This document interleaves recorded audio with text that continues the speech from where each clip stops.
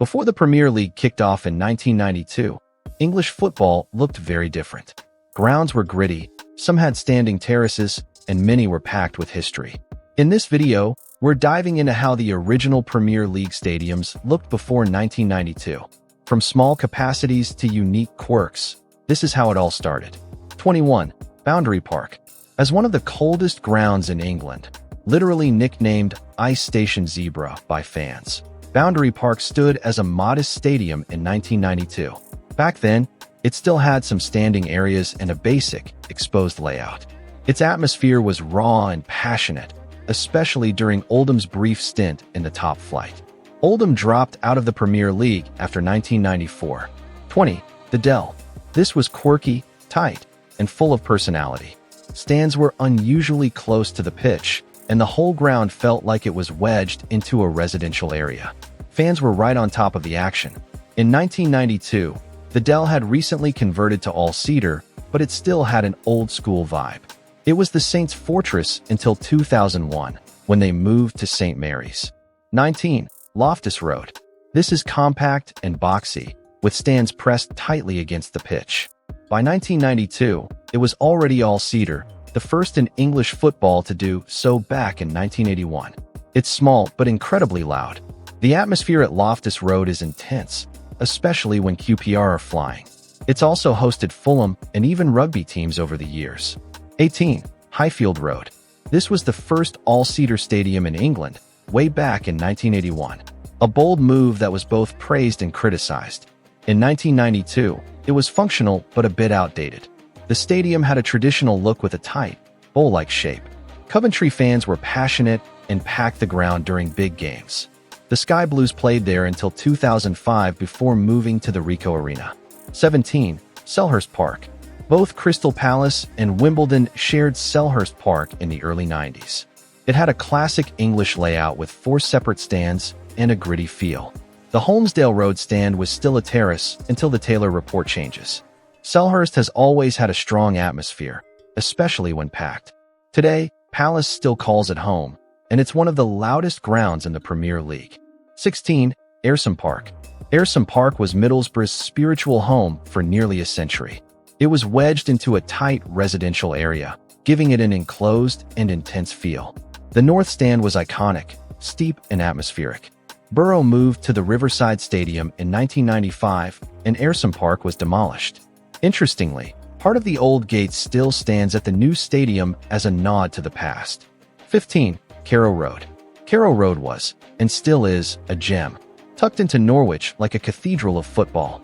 In 1992, it was transitioning to an all-seater stadium, with a passionate fan base behind the goals. Atmosphere-wise, it's underrated. Norwich has modernized parts of it since, but Carrow Road keeps its original soul. Delia Smith's famous "Let's Be Having You" speech in 2005 only added to its folklore. 14. Portman Road. As one of the oldest and most charming grounds in England, Portman Road has history. Bobby Robson led Ipswich to European glory here. By 1992, it was a mix of old terraces and newer seating areas. It felt traditional but ambitious. Today, it's still home to Ipswich and retains its character, despite a few modern upgrades. Few grounds can match its pedigree. 13. City Ground. Located right on the banks of the River Trent, the City Ground is iconic.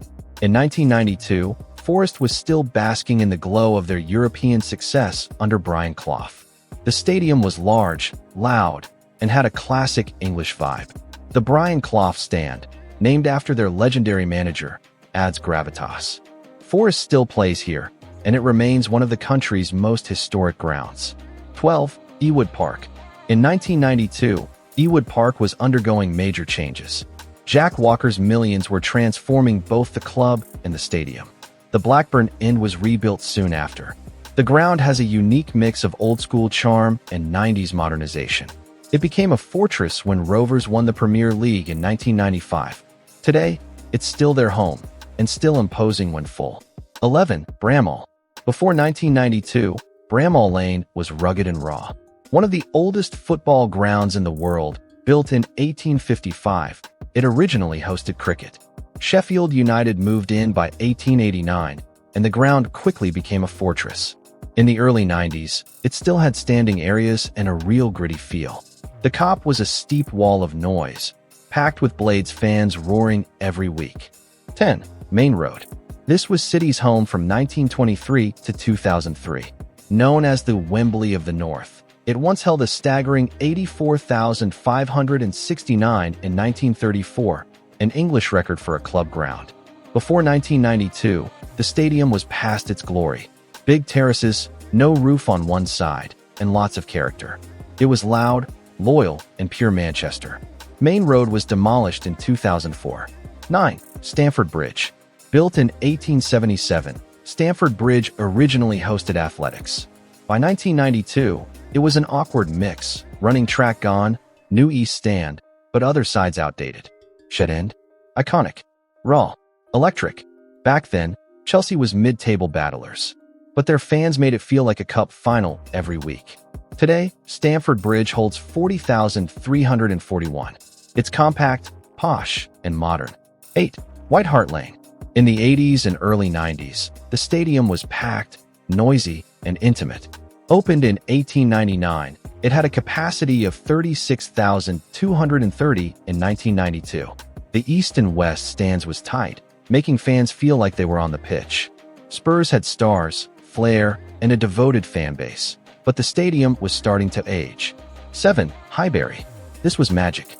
Built in 1913, it had marble halls, Art Deco architecture, and a unique vibe. Capacity was 38,419 by 1992, but it felt tighter. Fans sat inches from the pitch. The North Bank and Clock End were sacred. The place had a calm class, like a football cathedral. Today, Arsenal plays at the Emirates Stadium with 60,704 seats. 6. Villa Park. This oozes history. Opened in 1897, by 1992 it had 4 traditional stands and a roaring Holt End terrace. The ground felt massive and old school. Back then, it held just under 40,000, but earlier decades saw 70,000 plus crammed in. Villa Park now holds 42,657, all seated, all modern, yet still true to its roots. It's hosted more FA Cup semi-finals than any other ground, over 50. 5. Hillsborough. Built in 1899, Hillsborough was a proud northern ground, home to Wednesday fans who packed in for every big game. In 1992, the capacity was 39,859, mostly seated after the 1989 tragedy. The stadium had an imposing west stand and loyal Cop Enders. Today, Hillsborough holds 39,859, the same as in 1992.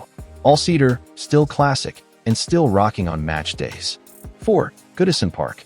In 1992, it was a classic Old English ground.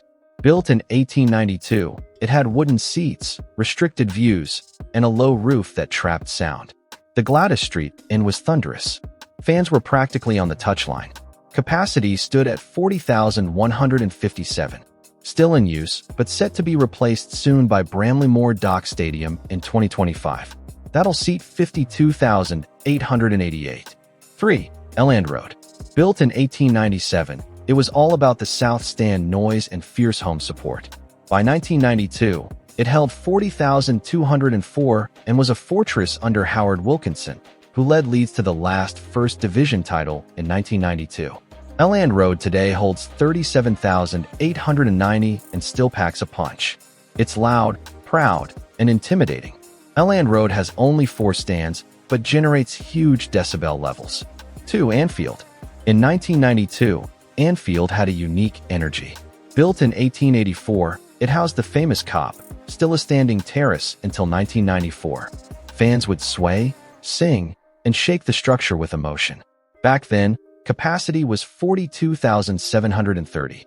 The main stand was smaller, the ground more compact, but the noise? Unreal. Anfield now fits 61,276 after the Anfield Road expansion. 1. Old Trafford. Before 1992, this stadium was iconic but a bit worn. It had big terraces, old-style roofing, and no corners filled in. Yet, the Theatre of Dreams always felt huge.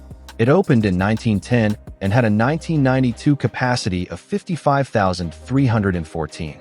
The Stretford End was all-standing and famous for its noise. Today, it holds 74,310, the biggest club stadium in England. And there you have it. Pre-1992 football was raw, messy, loud, and personal. Terraces, pies, chants, and passion. No VAR, no corporate boxes, just pure football. The Premier League may have changed the game, but the soul of these grounds still echoes through every chant, every roar, and every seat. If you love this trip down memory lane, hit like, subscribe, and tell us, which stadium did you love the most before the Premier League began?